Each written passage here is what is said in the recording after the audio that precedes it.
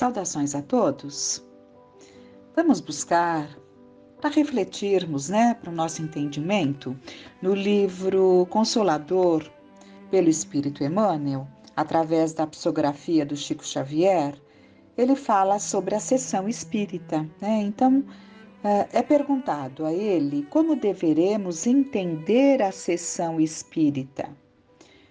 E Emmanuel nos coloca: a sessão espírita deveria ser, em toda parte, uma cópia fiel do cenáculo fraterno, simples e humilde, do Tiberíades, onde o Evangelho do Senhor fosse refletido em espírito e verdade, sem qualquer convenção do mundo, de modo que, entrelaçados todos os pensamentos, na mesma finalidade amorosa e sincera, pudesse a Assembleia constituir aquela reunião de 2 ou mais corações em nome do Cristo, onde o esforço dos discípulos será sempre santificado pela presença do seu amor. E pergunta-se: como deve ser conduzida uma sessão espírita, de sua abertura ao encerramento? Nesse sentido, há que considerar a excelência da codificação kardeciana. Contudo, será sempre útil a lembrança de que as reuniões doutrinárias devem observar o máximo de simplicidade, como as assembleias humildes e sinceras do cristianismo primitivo, abstendo-se de qualquer expressão que apele mais para os sentidos materiais do que para a alma profunda, a grande esquecida de todos os tempos da humanidade. E perguntam: nas sessões, os dirigentes e os médiuns têm uma tarefa definida e diferente entre si? Nas reuniões doutrinárias, o papel do orientador e do instrumento mediúnico devem sempre ser identificados na mesma expressão de fraternidade e de amor acima de tudo. Mas existem características a assinalar para que os serviços espirituais produzam os mais elevados efeitos, salientando-se que os dirigentes das sessões devem ser o raciocínio e a lógica, enquanto o médium deve representar a fonte de água pura do sentimento. É por isso que nas reuniões onde os orientadores não cogitam da lógica e onde os médiuns não possuem fé e desprendimento, a boa tarefa é impossível, porque a confusão natural estabelecerá a esterilidade no campo dos corações. Eu trouxe essas questões para nós refletirmos que uma sessão espírita requer muitos cuidados, digamos até muita experiência para que tudo aconteça de acordo com a intenção, o propósito do plano espiritual. Para isso, a necessidade do dirigente estar, não abrir mão da lógica, como ele fala aqui, do raciocínio e da lógica, Porque quando essas situações acontecem, quando não há um direcionamento, aquela sessão pode perder o objetivo. E para que nós entendamos que pode perder sim o objetivo, nós vamos buscar no livro Cartas e Crônicas, em que o irmão X traz uma experiência conhecida por ele, em que ele chama o grupo reajustado. Então, nós vamos ver agora aqui um grupo de aprendizes do Evangelho, que passam a fazer ali a reunião, e vamos ver os desdobramentos durante anos que aconteceram neste grupo, que não perceberam a finalidade de uma reunião espírita. Mas vamos lendo para compreendermos. Instalara-se o grupo de aprendizes do Evangelho rogando trabalho. Alfredo Saraiva, farmacêutico do bairro, foi aclamado dirigente. Olímpio Caramuru e Otávio Mafra, 2 comerciários prestigiosos, prometiam cooperar. Dona Ofélia e Adão Cunha, velho casal da esquina, suspiravam pelas sessões.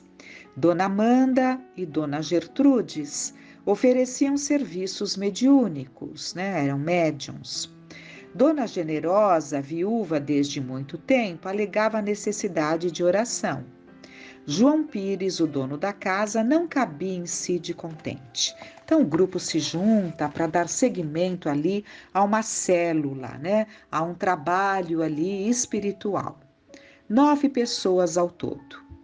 Depois da prece inaugural, manifestava-se irmã Clara através das faculdades de Dona Amanda.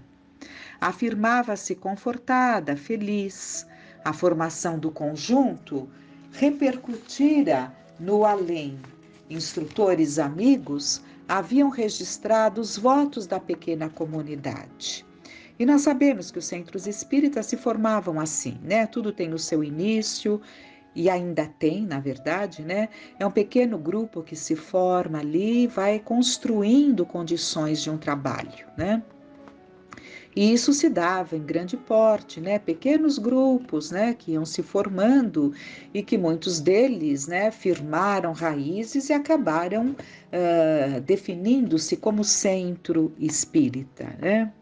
Então, os companheiros haviam pedido trabalho e o trabalho não faltaria. Em nome de vários mentores espirituais, ali se achava igualmente interessado em servir. O grupo bem afinado funcionaria como valiosa instrumentação para o socorro celeste. Ninguém receasse, bastariam a boa vontade, a fé, o amor. Esperava assim a harmonização de todos num só objetivo, o objetivo de espalhar o bem. Em torno deles surgiam a ignorância e a miséria, gerando sofrimento.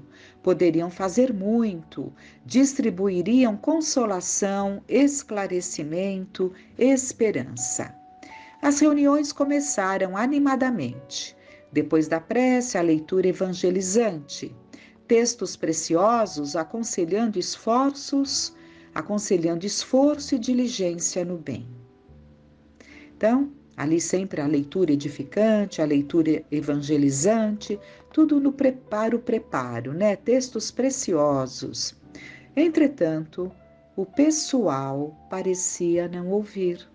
Então, prestemos muita atenção, porque isso é para nós, né? É para nós.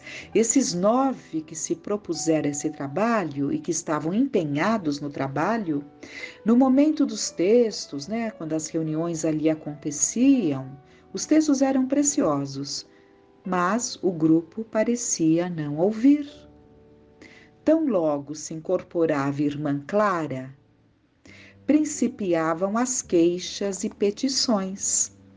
Dona Gertrudes pedia assistência para o marido, gozador do mundo, que estimava na descrença e no sarcasmo a sua razão de ser. Saraiva pedia passes contra o reumatismo. Então vocês vejam, vamos continuar lendo mais uma parada para que a gente perceba que a entrega num trabalho, todas essas questões vão se aclarando, vão recebendo ali, vamos sendo intuídos para mudanças até de posicionamentos, de atitudes, que acabam favorecendo a melhoria de certas situações que estão acontecendo no nosso dia a dia. Mas o nosso objetivo, né, quando buscamos essa reunião, deve ser como vimos ali, o grupo se reunia para distribuir bênçãos e não para ficarem presos às suas próprias dores cotidianas. Então, vamos lá. Saraiva pedia passes contra o reumatismo. Caramuru insistia por alguma proteção ao estabelecimento em que se mantinha empregado. Então dirigiam perguntas à irmã Clara, ao espírito que se comunicava. Eram tempos de muita liberdade, eram tempos ali do início, né, dessas comunicações, os grupos eram pequenos, não havia ali uma coordenação mais assim, efetiva. Então, acabava proporcionando essa intimidade exagerada com o espírito comunicante, em que as pessoas acabavam estando ali simplesmente pensando nos próprios problemas ou naqueles problemas junto ali do seio familiar, né? Cunha solicitava ajuda para sua loja de armarinho. Precisava de fregueses. Os tempos andavam bicudos e os impostos subiam, constringentes. Dona Generosa perseverava implorando numa comunicação direta com o filho desencarnado. Então, questões de imaturidade, de infantilidade de cada um de nós quando não compreendemos, né? Que uma sessão mediúnica ela tem o seu curso e tudo aquilo que é previsto pelo plano espiritual para que aconteça, eles encaminham.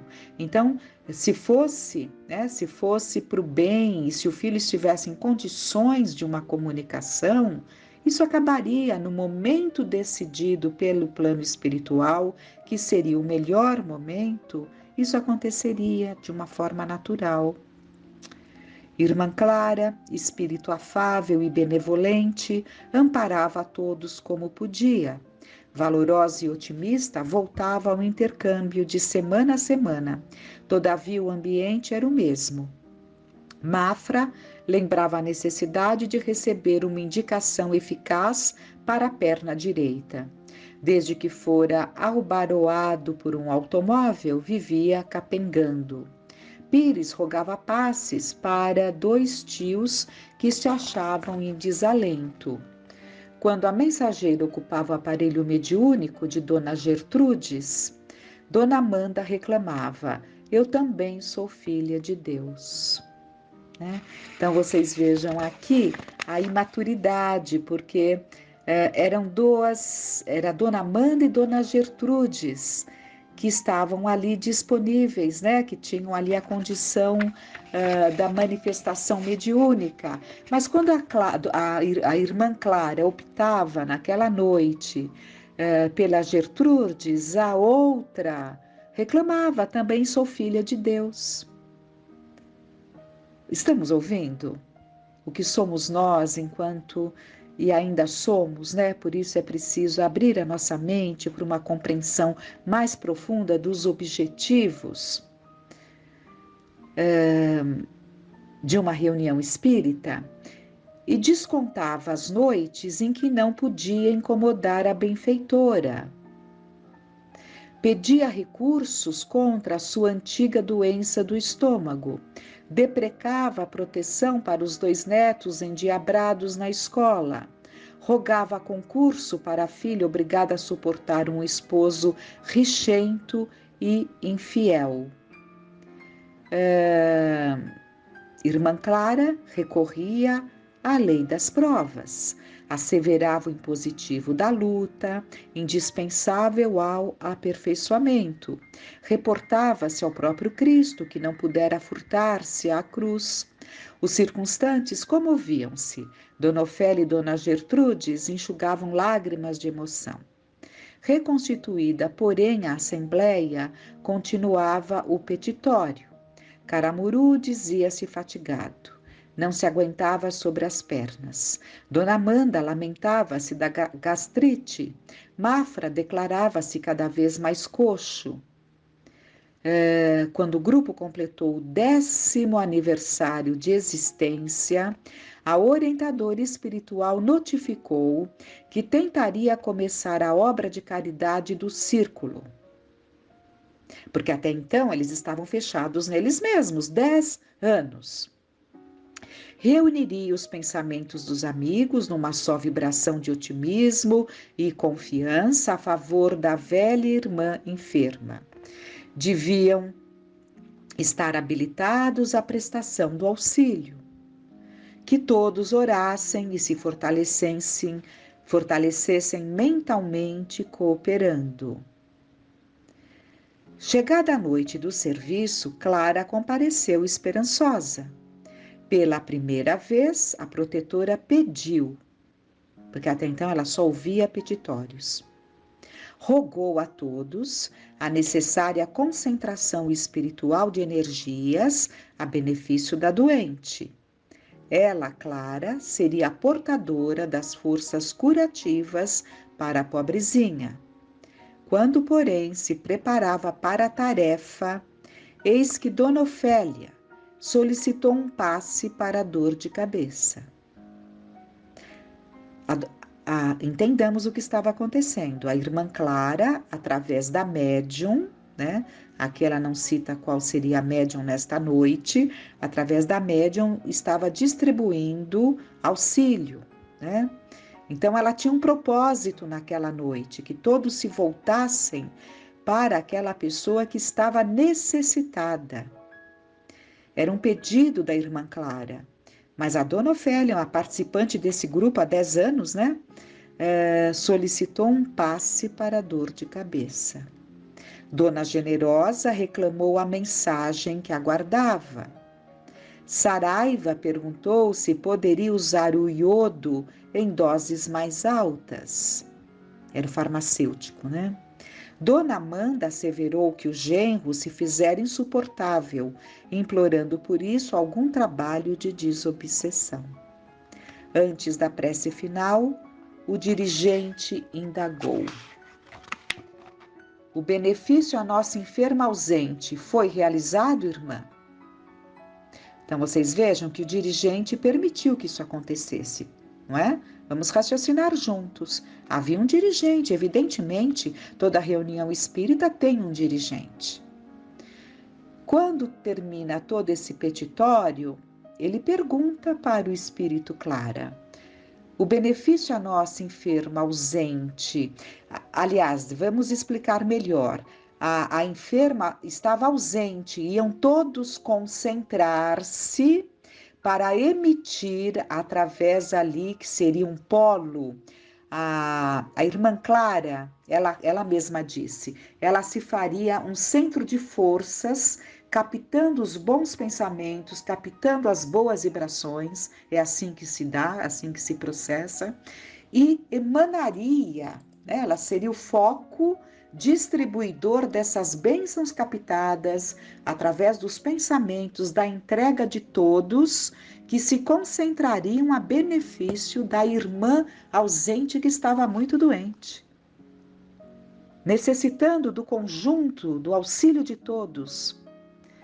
E ele pergunta então, né, se a irmã ausente tinha sido ajudada.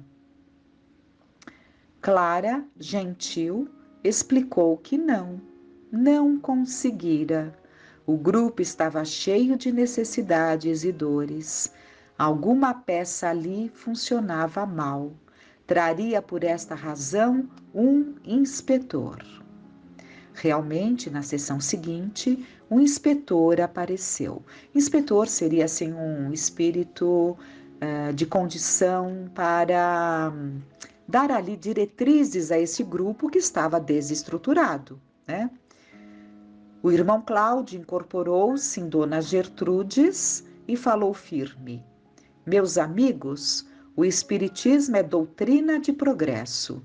Durante 10 anos consecutivos, vocês foram auxiliados para aprenderem a auxiliar. Sim, sim, comentou Saraiva desapontado. Irmã Clara está conosco. Reconheço, ajuntou o visitante sem agressividade. Reconheço que a nossa amiga, que é a irmã Clara, né, é um raro exemplar de carinho e paciência.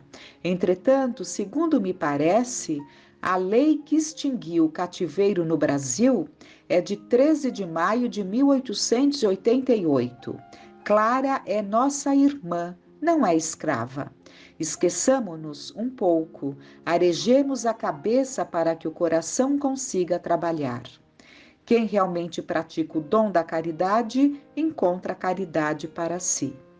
O silêncio pesou por minutos. Que mais nos aconselha, amigo? Tudo está dito, esclareceu Cláudio sem afetação.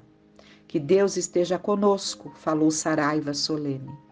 O instrutor fixou um gesto de despedida e rematou: que Deus permanece conosco, não há dúvida. É preciso saber, porém, se estamos de nossa parte com Deus. Cláudio retirou-se, irmã Clara voltou a entender-se com os amigos, mas naquela noite o quadro surgia outro. Dona Generosa silenciou sobre a vinda do filho, Mafra resignou-se com o defeito físico, Dona Amanda não se referiu à úlcera gástrica, Saraiva conformou-se com o reumatismo, Caramuru não pediu para a casa em que trabalhava, Cunha esqueceu a loja, Dona Ofélia aliviara a cabeça, Pires calado parecia enfim satisfeito com a sorte dos familiares. Terminada a reunião, o diretor perguntou com humildade à mentora da casa se tudo estava bem. Irmã Clara, paciente, informou: creio que o nosso inspetor resolveu o problema. Graças a Deus. E todos os companheiros preocupados repetiram a uma voz: graças a Deus. Né? Então, Deus permita que todos consigamos entender justamente como devemos nos portar para que a caridade realmente se efetive e que não continuemos vivendo apenas em torno do nosso umbigo, né? Que essas reflexões nos auxiliem a pensar, a refletir. Que fiquemos em paz.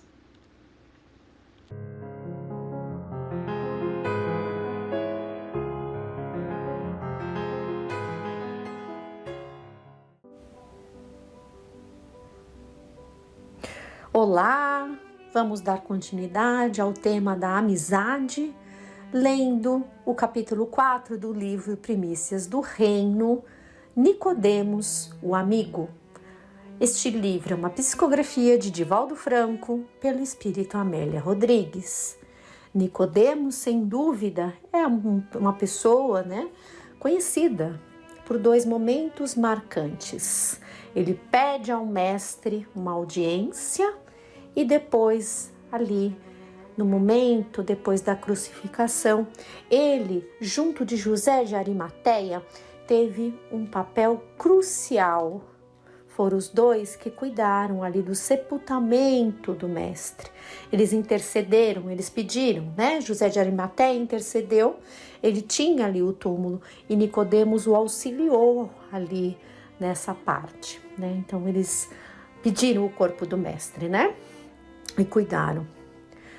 Mas desse encontro abençoado que a Amélia Rodrigues irá nos relatar, há um grande legado. O mestre fala para Nicodemos, porém ele está falando para todos nós.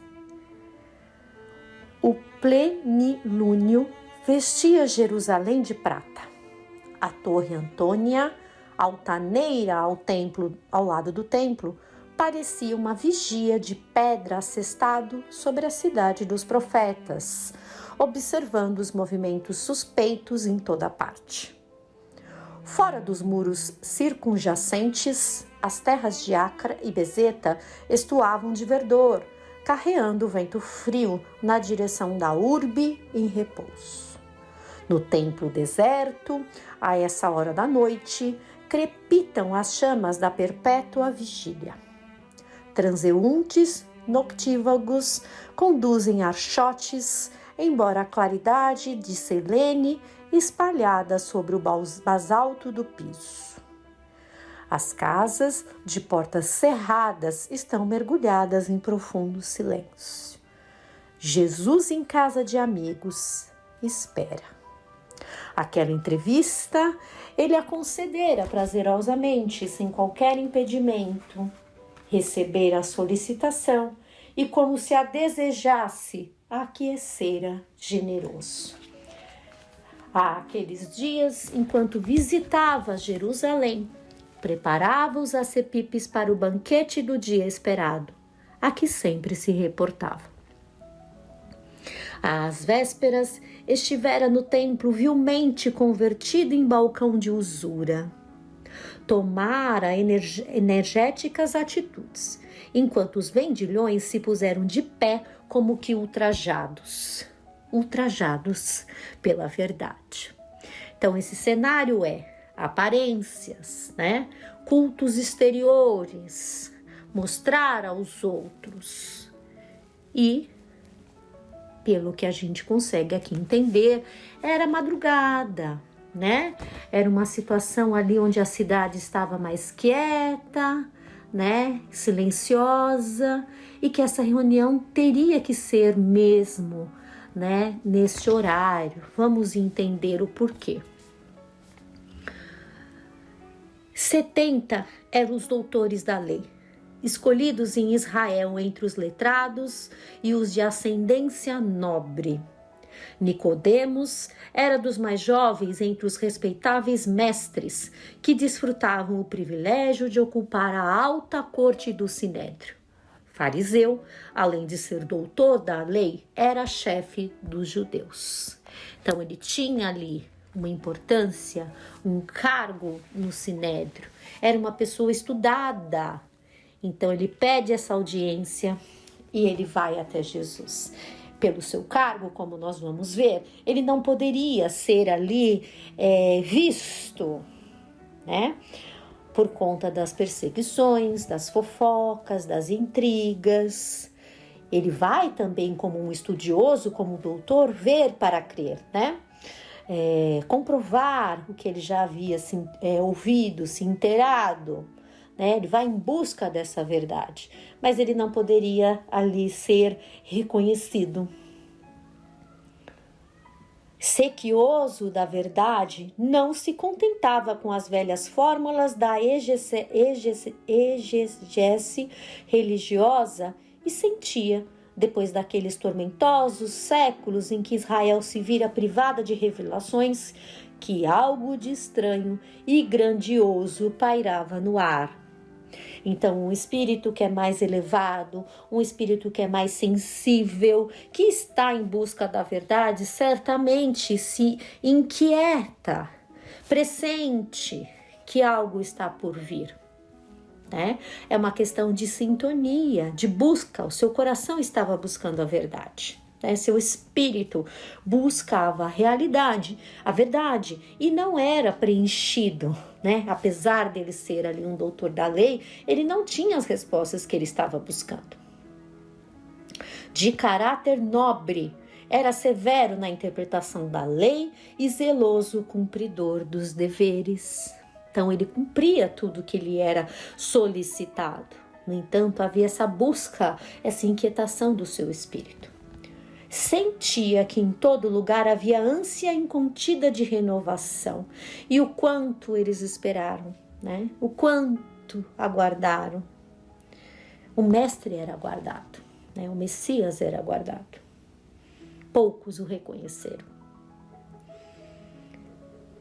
Surgiam notícias, exageradas algumas, viáveis outras, de profetas novos que insuflavam nas massas infelizes robustez de ânimo, coragem e esperança. Ouvira falar de João, o pregador itinerante do Jordão, mas receara ir vê-lo. Né? Aqui está, a Amélia está falando de João Batista, então ele hesitou, ele receou ir ver João. Sabia que seria verbo quente e apaixonado, poderia situá-lo mal entre seus pares em Jerusalém. Essa situação traria ali um desconforto, um mal-estar, ele ter ido atrás de João. A cidade era um covil de espiões, o que o amargurava cruelmente. Digladiavam-se quase publicamente Anás e Caifás, sogro e genro, respectivamente, que disputavam supremacia e a rede de intrigas espalhava suas malhas em toda parte. Herodes aliciava milicianos que se misturavam ao povo, disfarçados em todos os recintos, e Roma vigiava a dominadora. Então, todo ali o cenário era de dificuldade. Dentro do Sinédrio, as disputas, as conveniências, as aparências, os espiões. E fora, era um povo dominado. Roma estava ali, né? Querendo buscar alguém que estivesse em falso, que estivesse conspirando contra o império. Desejava a verdade. não a ponto de prejudicar-se na posição que desfrutava. Isso é tão nosso, né? Isso é tão nosso. Nós somos assim. Nós ainda estamos presos às aparências, às conveniências. Não queremos abrir mão de cargos, de títulos. Soubera de Jesus. O Messias, de quem ouvia falar, parecia atraí-lo vigorosamente. Tivera contato com muitos daqueles que o conheciam, beneficiários de seu socorro, porque tudo isso, né, foi se espalhando, as notícias foram se espalhando. E evidentemente ele conhecer alguns, né, foram informados sobre o conteúdo novo e revigorador dos seus discursos. Aguardava, desde há muito, alguém que possuísse os evidentes sinais de coragem e equilíbrio, do destemor e discernimento como um excelente filho de Deus para conduzir o povo sofrido de Israel e esclarecer as mentes apanagiadas pelo rigorismo da aplicação da lei ou ludibriadas pela usurpação dos bens dos órfãos e viúvas, trocados por falsas orações, em criminosas maquinações às quais se entregavam. Ele estava em Jerusalém, né? Nós vimos que nas andanças do mestre ele não ficava, né? Ele não ficava, ele estava sempre aos redores, né? Ele não podia, justamente por causa dessas perseguições, né? Que nós vimos que ele ficava, né? Como o lar dele, o lar de Pedro em Cafarnaum e o lar dos irmãos, né? Tão queridos ali, né? Marta, Maria, Lázaro. Mas o mestre estava em Jerusalém. Ia recebê-lo, ouvi-lo ia. A entrevista estava marcada para altas horas da noite. Seria mais discreto. Então, por isso que, né, quando ela começa a narrar, né, mostra ali a cidade em pleno silêncio. Um amigo o levaria ao lar de outro amigo comum, onde ele pernoitava no Vale do Cédron, além dos muros. Quando chegou à casa, conduzido por devotado discípulo dele, e o viu, não pôde dominar a emoção que o assaltou de chofre. Experimentou a impressão de conhecê-lo. Também ele parecia identificá-lo cordialmente, como se o conhecesse e esperasse o encontro. Aqui até me faz lembrar, né, a narrativa de Humberto de Campos que nós vimos quando falamos a respeito de Pedro, né? Aquele encontro, né? Ele era reconhecido, era uma luz, né? Jesus é uma luz. Então, esse sol, aqueles que o viram e que se identificaram, o reconheceram de algum lugar. Num átimo diminuto, procurou recordar no coração onde o vira, quando o encontrara. Foi inútil. Na acústica da mente, parecia ouvi-lo dizer: eu te conheço, Nicodemos bar Nicodemo, desde antes. E realmente o mestre nos conhece a todos. Recompôs-se ligeiro, dominando as emoções e predispôs-se à entrevista. O largo alpendre, com latadas floridas, deixava divisar os muros de Jerusalém adormecida. A noite sonhadora e estrelada prateava os campos ondulantes ao vento jornaleiro. A sala, iluminada por lâmpadas de óleo crepitante, agasalhava os dois hóspedes a se defrontarem, silenciosos. Em Nicodemos, a expectativa é imensurável. De espírito arrebatado, conhecia as glórias mundanas e saturara-se de bajulação. Representava a humanidade inquieta, instável, ansiosa. Então havia esse componente, né? Como eu disse, já não o preenchia, não respondia às suas inquietações. Além de tudo, o deixava ali insatisfeito, né? Com o rumo das coisas que estavam sendo tomadas, das decisões, né? A bajulação, das perseguições. Jesus personificava a paz, sereno, auscultava o amigo que fora interrogá-lo. Eram bem dois mundos distintos, de fato, né? Totalmente diferentes. Sem mais poder dominar o corcel das emoções desordenadas, o doutor da lei indagou. Rabi, que quer dizer mestre. Bem sabemos que é mestre vindo de Deus, porque ninguém pode fazer esses sinais que tu fazes, se Deus não for com ele. A face do mestre, coroada pelos cabelos encaracolados e caídos sobre os ombros, parecia transfigurada. Os olhos brilhavam com estranho e claro fulgor. Que desejas de mim? Perguntou Jesus. Essa pergunta, não? Que fazia e nos faz a reflexão, né? Que desejas de mim? Olha que acolhimento. Que é mister fazer, retrucou emocionado o fariseu, para fruir das excelsitudes da paz com a mente reta e o coração tranquilo? E depois gozar as delícias do reino? Nicodemos queria uma diretriz, uma orientação. Há quanto tempo a pergunta lhe queimava o pensamento? Desejava o roteiro, mas temia encontrá-lo. Gostaria de saber a verdade e receava conhecê-la. A verdade fora a razão da sua busca incessante, mas não ignorava que conhecê-la era morrer para todas as ilusões, suportando o fardo opressor das incompreensões e lutas, de espírito firme nos alicerces do seu conhecimento. Vejam a sabedoria, a maturidade dele. Ele sabia que conhecer a verdade seria o quê? Abrir mão de tudo, né? Não só material, mas quando a gente adentra as verdades do mestre, nós temos um compromisso, uma responsabilidade de nos conhecermos e de nos melhorarmos, né? Não tem como voltar mais para trás. Vendo o mestre, impregnando-se do seu magnetismo, sentia ser aquele o momento decisivo de toda a sua existência. Aguardava a resposta. Começaria a viver morrendo para tudo quanto reunira na vida. As interrogações quedavam na sala. E o mestre, com certeza, sabendo tudo o que estava se passando na cabeça dele, né?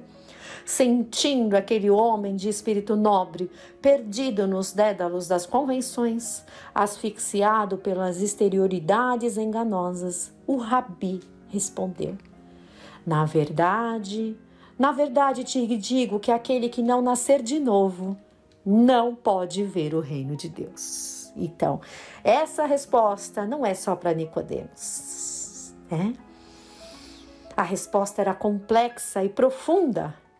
Que seria nascer de novo? Pensou e sem cobrar fôlego interveio. Como pode um homem nascer sendo velho? Porventura, pode tornar a entrar no ventre de sua mãe e nascer? Essa pergunta sem dúvida nos inquieta, né? Nós já temos esse esclarecimento da anterioridade da existência e da continuidade da vida, que o corpo morre, o espírito continua vivo. Mas saibamos, né, que dentro dessa audiência aqui, muitos estão aqui novos. E isso é uma verdade que choca aquele que não conhece, que crê, né, que morre o corpo e morre o espírito. E nós, né, na luz da doutrina espírita, sabemos, né, da anterioridade. E foi Jesus que nos falou. Jesus falou aqui para Nicodemos. Não há dúvida da continuidade da vida após essa resposta do mestre a Nicodemos. O mestre fitou demoradamente. Nicodemos sentiu-se embaraçado. Gente, ele era uma pessoa estudada, ele era um doutor da lei, deu nó ali na cabeça dele. Quando me refiro a nascer de novo, prosseguiu o Rabi, deseja elucidar quanto à necessidade de nascer da água e do espírito. O que é nascido da carne é carne, e o que é nascido do espírito é espírito. Não te maravilhes de ter dito, necessário te é nascer de novo. O espírito sopra onde ele quer, e ouves a sua voz, mas não sabes de onde vem, nem para onde vai. Assim é todo aquele que é nascido do espírito. A bênção, né, do esquecimento faz com que, né, durante a encarnação nós não tenhamos consciência da nossa bagagem, né, há apenas aquela intuição. Mas a luz da doutrina espírita nos revela que a vida continua e que já passamos por muitas encarnações e é necessário que passemos para que possamos evoluir. Por isso que o mestre fala, né? Ele não perguntou para ele exatamente isso. Então, somente nascendo de novo, somente através de outras existências é que conseguiremos evoluir como espíritos, avançar, reparar, aprender, progredir. Estranha informação. Nicodemos pensa, então os esseus estavam informados quanto ao reino de Deus?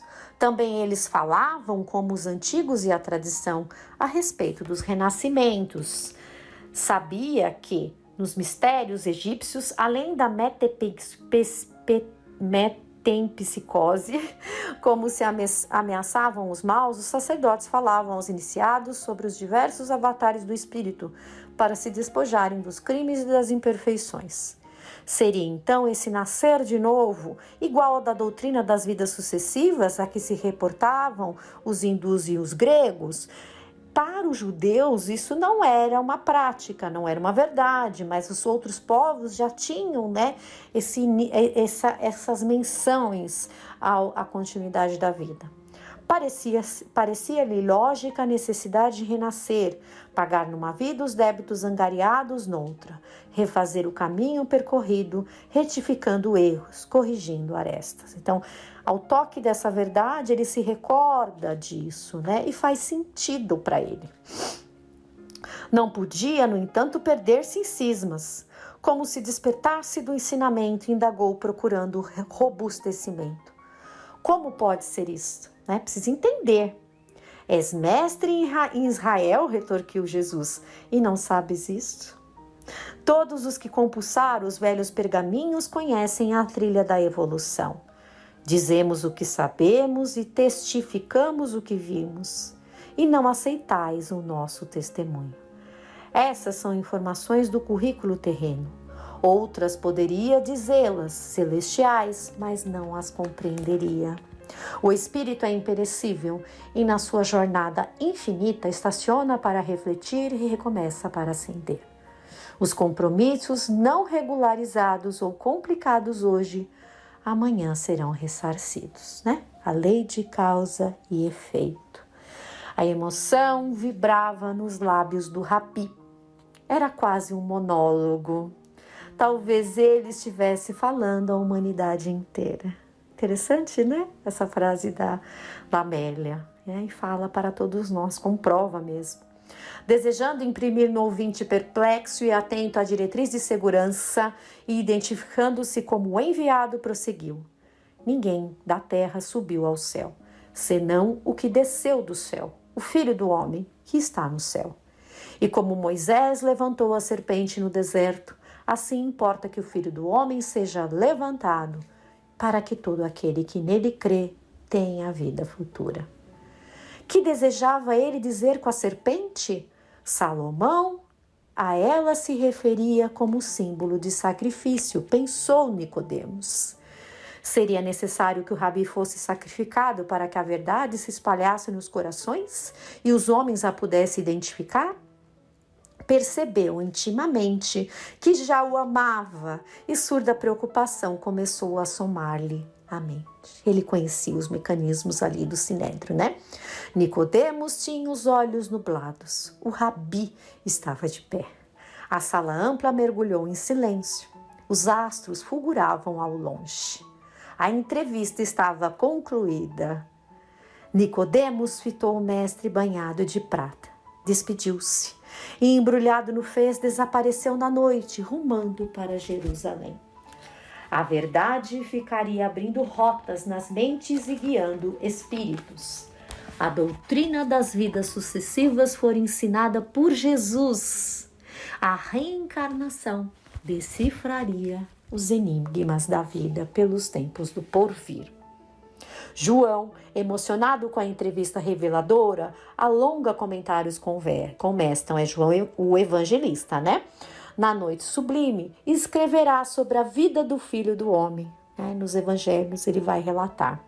Reconhecido talvez a Nicodemos, a quem guarda na mente, a ele se referirá mais tarde, após o sacrifício da cruz. O evangelho anunciava, através do diálogo com Nicodemos, o amigo que buscara Jesus, a excelência da revelação. Já não há dúvidas. No zimbório em sombras, o alcafitado dos astros refulgentes, e na terra sombria, aquele que é a luz do mundo, rutilando a verdade nos corações.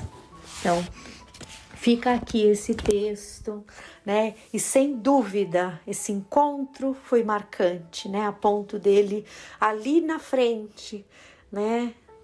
No momento crucial ali da crucificação, ele ter se exposto e pedido, né?